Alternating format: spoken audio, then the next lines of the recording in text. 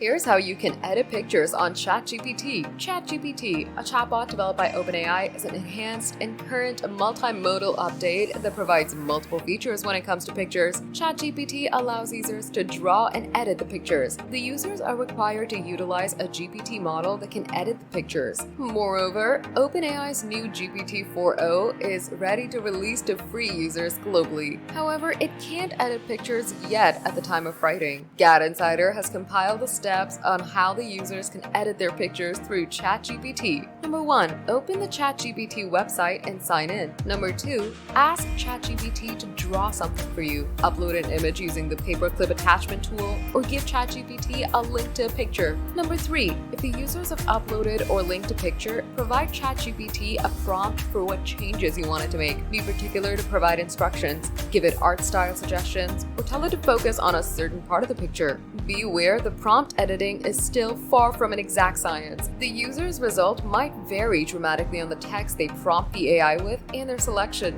along with the AI model users are utilizing.